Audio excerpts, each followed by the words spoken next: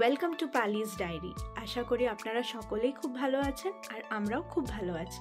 তো আজ চলে এলাম আর একটা নতুন ব্লগ নিয়ে। তো এখন তো ডিসেম্বর টাইম, ডিসেম্বর মানে ক্রিসমাস আর নিউ ইয়ার সেলিব্রেশন। তো এখানের সমস্ত ছোট ছোট শহরেই একটা করে ক্রিসমাস মার্কেট হয়েই থাকে এবং আমাদের এই ডিসেম্বর মাসটায় অন্য কিছু করার থাকে না, তো আমরা এই ক্রিসমাস মার্কেটগুলোই এক্সপ্লোর করি। এবার যাচ্ছি আমরা এইবারে ভ্যালকেনবুর্গ বলে একটা জায়গায়, যেটা নেদারল্যান্ডসের সবচেয়ে ফেমাস ক্রিসমাস মার্কেট। তো অবভিয়াসলি আপনাদেরও সঙ্গে নিয়ে যাব এবং দেখাবো এখানের ক্রিসমাস মার্কেটে ঠিক কীরকম স্টলস থাকে, কীরকম খাবার পাওয়া যায়, এবং সেইটা দেখার জন্য অবভিয়াসলি আপনাদের ভিডিওটা শেষ অবধি দেখতে হবে। ভ্যালকেনবুর্গ ইজ অলমোস্ট 3 hours ড্রাইভ আমাদের বাড়ির এখান থেকে। তো সেই জন্য আমরা একটুখানি তাড়াতাড়ি আজকে সকাল সকাল রেডি হয়ে যাচ্ছি, দিয়ে আমরা বেরিয়ে পড়ব। তো চলুন যাওয়া যাক। তো আমরা বেরিয়ে গেছি রেডি হয়ে। ওয়েদার খুবই খারাপ, বৃষ্টি পড়ছে, কিন্তু যেখানে যাব সেখানে দেখাচ্ছে ক্লাউডি, তো বেরিয়ে গেলাম ওই কারণে। এই যে শান্তনু, একবার তাকা।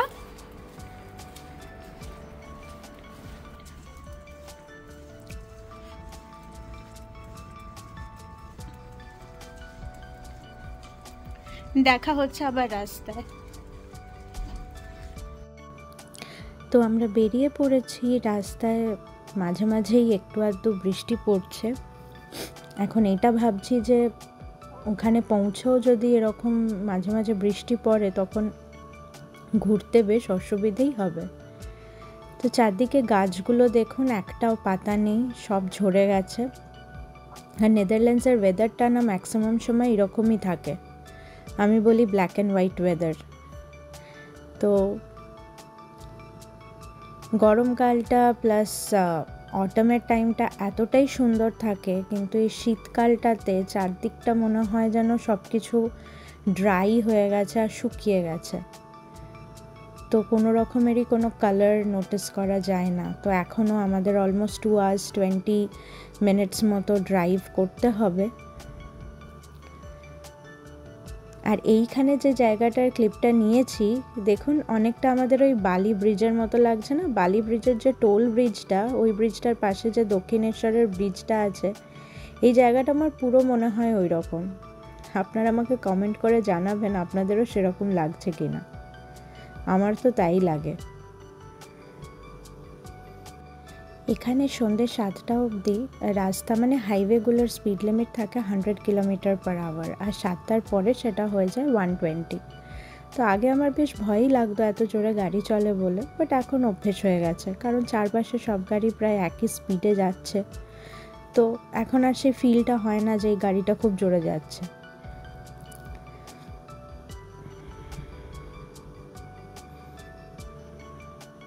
এই তো পৌঁছে গেছি আমরা ভ্যালকেনবুর্গ। জায়গাটা কি সুন্দর না দেখুন, একটু পাহাড়ি, তাই জন্য রাস্তাগুলো একটু উঁচু নিচু মতো আছে। হাতে আমাদের আলু ভাজা। আলু ভাজাটার বিশেষ কারণ আছে, সেটা হলো গাড়ি পার্ক করে আমরা টয়লেট খুঁজছিলাম, দুজনে দুটো রেস্টুরেন্টে গেছি। তো আমি বুদ্ধি লাগিয়েছি রেস্টুরেন্টে কিছু কিনলে টয়লেট করা ফ্রি। তো আমি 3 ইউরো দিয়ে আলু ভাজা কিনে ফ্রিতে টয়লেট করেছি। ও অবভিয়াসলি টাকা দিয়ে করেছে। আমি 1 ইউরো পে করেছি টয়লেট করার জন্য। তো আমরা পৌঁছে গেছি। এই যে সুন্দর সাজানো এই জায়গাটা, একটুখানি হিলি।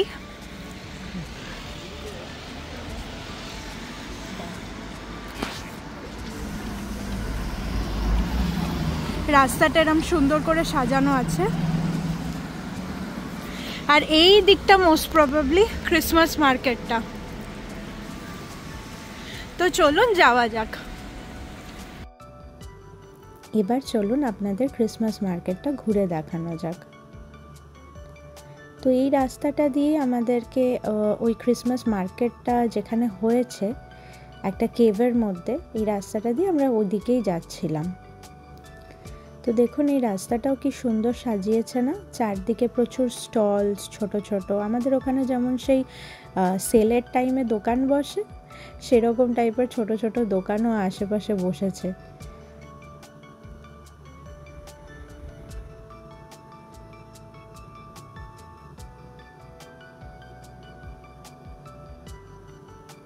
বাড়ির ওপর দিকগুলোতে দেখুন কি সুন্দর আলো দিয়ে স্টার এবং টুনিগুলো দিয়ে সাজিয়েছে, ভীষণ সুন্দর দেখতে লাগছিল। এখানে শীতের জিনিসও অনেক কিছু বিক্রি হচ্ছিল। প্রাইসটা আমরা দেখলাম যে অন্যান্য দোকানের থেকে একটুখানি কমেই বিক্রি হচ্ছিল। আর দেখুন এগুলো না ক্রিসমাস সক্স, ভীষণ সুন্দর সুন্দর প্রিন্টসে পাওয়া যায়, খুব কিউট দেখতে।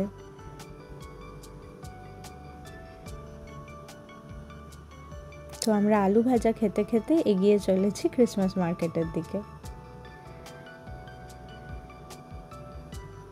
এত সুন্দর চারদিকটা সাজানো। এইটা না রেস্টুরেন্ট, এরকমভাবেই সব কটা রেস্টুরেন্ট সাজিয়েছে। এখানে ম্যাক্সিমাম রেস্টুরেন্টসেই যা পাওয়া যায় তা হলো French fries, chicken roast, salmon grilled, এইগুলোই almost, plus different kind of pizzas. এই যে দেখুন, যেটার ভয় পাচ্ছিলাম, আমাদের অলরেডি বৃষ্টি পড়তে স্টার্ট করে দিয়েছে এখানে এবং বেশ জোরে বৃষ্টি পড়ছিল। আর এটা যেটা দেখছেন, এটা লম্বা লাইন এই ক্রিসমাস মার্কেটটায় ঢোকার জন্য, এবং দড়ি ফেলে ফেলে লাইনে দাঁড় করিয়েছিল। পুরো মনে হচ্ছিল আমি দুর্গাপুজোর প্যান্ডেলই দেখতে গেছি বোধহয়।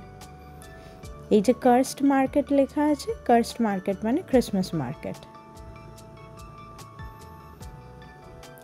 ওই দিকে দূরে যেটা দেখতে পারলেন ওটা হচ্ছে সান্টা ক্লজকে সাজিয়েছে টুনি দিয়ে। তো এখানে ঢোকার জন্য টিকিট কাটতে হয়েছিল। তো পার পারসন 10 ইউরো করে টিকিটের কস্ট ছিল, ওই ধরুন ইন্ডিয়ান মানিতে 880 টাকা মতো।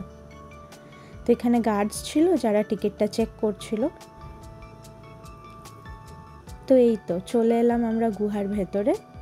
এর ভেতরেও নানা দোকান ছিল, অনেক অনেক রকমের জিনিস পাওয়া যাচ্ছিল, সেগুলো সব আপনাদের ঘুরে ঘুরে দেখাবো।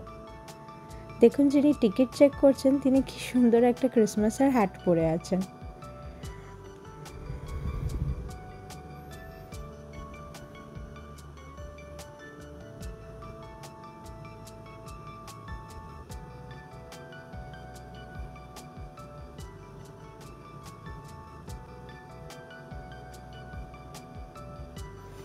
ভাগ্যিস ক্রিসমাস মার্কেটটা কেভের ভেতর, নাহলে পুরোই ভিজে যেতাম মার্কেট ঘুরতে গিয়ে।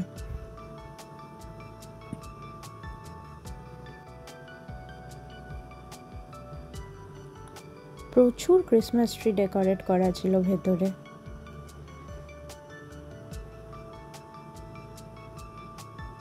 আর এখানে ডিরেকশনস দেওয়া আছে কোন দিকে কোনটা দেখতে যেতে হবে।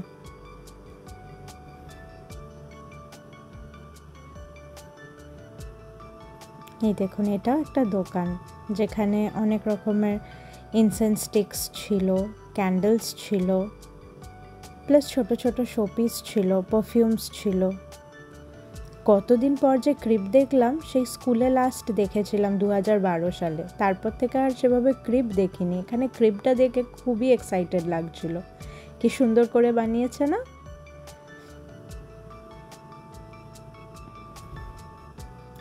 এই শোপিসগুলো অস্বাভাবিক সুন্দর দেখতে ছিল। ভেতরে আলো জ্বালানো, দেখে পুরো মনে হচ্ছে বাড়ির ভেতরে আলো জ্বলছে। এদিকে এগুলো শোপিস, প্লাস এখানে আইস স্কেট করছে। বাট এত বেশি প্রাইস, 59 ইউরো, 49 ইউরো এক একটা শোপিসের প্রাইস, উইচ ইজ অলমোস্ট ধরুন 4000 টাকা 5000 টাকা আমাদের ইন্ডিয়ান কারেন্সিতে। তো সেই জন্য দেখলামই শুধু, বাট কিনিনি কিছুই।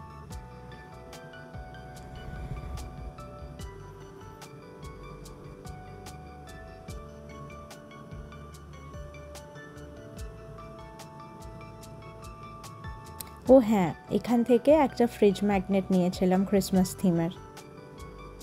আর এইটা দেখুন পেন্টিংসের পেছনে পেছনে না টুনি লাগানো আছে, যাতে করে ঘরের জানলা দিয়ে মনে হবে আলো বেরোচ্ছে। খুবই সুন্দর না আইডিয়াটা, আমার খুব ভালো লেগেছিল। ভেবেছিলাম এটা একটা নেব, কিন্তু অনেকটা বড় ওয়ালের মধ্যে এই ছোট পেন্টিংটা লাগালে ঠিক কীরকম দেখতে লাগবে সেটা বুঝতে পারছিলাম না, তাই আর নিলাম না। এই শীতের জিনিসগুলো কিন্তু বেশ কম দামেই এখানে বিক্রি করছিল।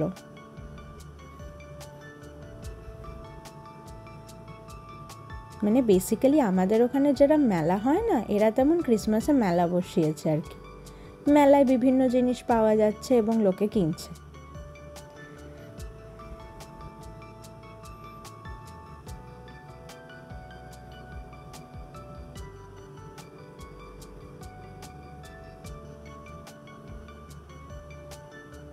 মেলা থাকবে, ব্যাগের দোকান থাকবে না তা হয়? ব্যাগের দোকানও ছিল।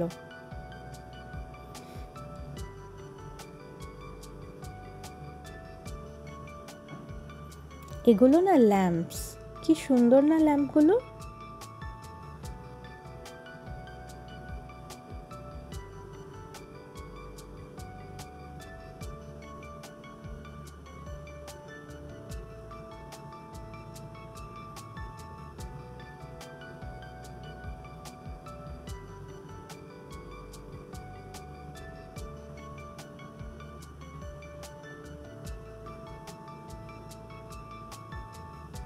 আর এখানে তো সান্টা দাদুর নাকেই আলো জ্বলছে। কি সুন্দরভাবে স্নোফলটা ক্রিয়েট করেছে দেখুন ল্যাম্পটার ভেতরে। আর এগুলো না আমাদের এখানে যেরকম টুনি পাওয়া যায় সেরকমই টুনি, কিন্তু যে টুনির সাথে আলোগুলো সেগুলো একটা বাড়ির ভেতর ফিক্স করা, তো দেখতে ভীষণ কিউট লাগে। তাই একটু অন্য রকম, কিন্তু খুব কিউট। আর এটা ছিল মোমবাতির দোকান, মানে ওই ফলস ক্যান্ডেলস যেগুলো হয় সেগুলো। দেখে আপনার মনেই হবে না যে ক্যান্ডেলগুলো আসল নয়, এগুলো কিন্তু সবই নকল, কিন্তু দেখতে একদম অরিজিনালের মতো। তো আমরা দুটো ক্যান্ডেল কিনেছিলাম ছোট ছোট, খুব পছন্দ হয়েছিল। আমাদের আগের বছর অলরেডি একটা বড় ক্যান্ডেল ছিল, তার সাথে ছোট দুটো কিনেছি, পাশে রেখে ওটাকে জ্বালাবো। আশা করি ভালো লাগবে দেখতে।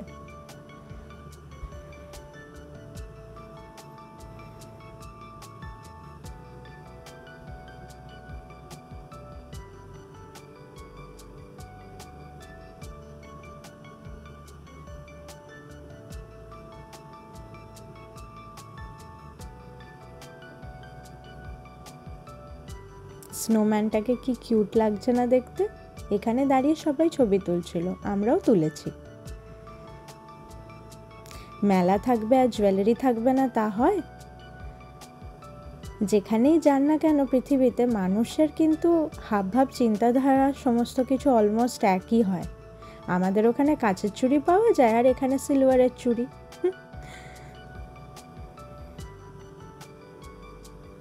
এই তো ব্যাগের দোকানও ছিল, বলছিল লেদার, বাট দামটা এতটাই কম ছিল তাতে যে পুরোপুরি লেদারের দিতে পারবে না জিনিসপত্র এটাই লাগছিল, তাই জন্য আমরা আর দেখিনি গিয়ে ভেতরে।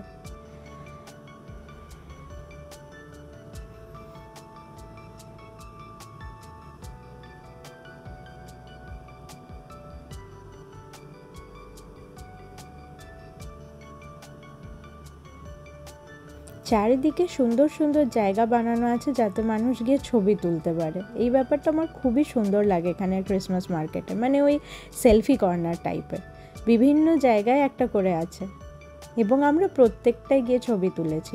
আমার কমিউনিটিতে না ছবিগুলো শেয়ার করে দেবো যাতে আপনারা দেখতে পান।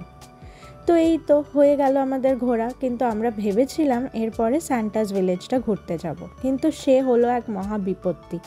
তার সামনে গিয়ে জানতে পারলাম যে তাদের নাকি একটা প্যারেড আছে, তো সেই প্যারেডের জন্য ওরা ওই রাস্তাটা যেখানে আর কি সান্টাস ভিলেজ হয়েছে এবং আমরা যে রাস্তাটা দিয়ে এলাম আসার সময়, সেই পুরো রাস্তাটা ওরা ব্লক করে দিয়েছে এবং কোনোভাবেই আমাদেরকে যেতে দিচ্ছিল না। আমরা কিভাবে পার্কিংয়ে পৌঁছবো সেটাও বুঝতে পারছিলাম না। যখন ওনাদের জিজ্ঞেস করলাম যে আমাদের গাড়িটা আছে ওইদিকে আমাদের যেতেই হবে, ওনারা বলছেন ওনারা নাকি এখানে নতুন এসেছেন, কোন রাস্তা দিয়ে যেতে হবে ওনারা কিছুই জানেন না। তো অগত্যা গুগল ম্যাপ অন করে সেই মানে কিলোমিটার পর কিলোমিটার হেঁটে অলমোস্ট মেন রাস্তা দিয়ে, যে রাস্তা দিয়ে গাড়ি নিয়ে এসেছিলাম সেই রাস্তা দিয়ে হেঁটে হেঁটে পেছন দিক দিয়ে আমাদের যেতে হয়েছিল পার্কিংয়ের ওখানে। ভেবেছিলাম এখানে একটু খাওয়া দাওয়া করব, কিন্তু সেটাও হলো না এইসবের চক্করে, কারণ খাওয়ার দোকানগুলোও সব ওই রাস্তাটাতেই ছিল। এবার প্যারেডটা কখন শুরু হবে এবং সে কখন শেষ হবে, আমরা এসেছি অনেক দূর থেকে, ফিরতে প্রায় 3-3.5 ঘন্টা লাগবে, তাই আর ওয়েট করলাম না, ফিরেই গেলাম। তো এই তো হয়ে গেল, আজকের দিনটা সুন্দরভাবে কাটলো। আপনারা জানাতে ভুলবেন না আপনাদের ব্লগটা কিরাম লেগেছে। যদি ভালো লাগে একটা লাইক করবেন, কমেন্ট করে আমাকে জানাবেন, আর অনেক অনেক শেয়ার করবেন। আর প্লিজ আমার চ্যানেলটা সাবস্ক্রাইব করে দেবেন। খুব ভালো থাকবেন, সুস্থ থাকবেন, টাটা।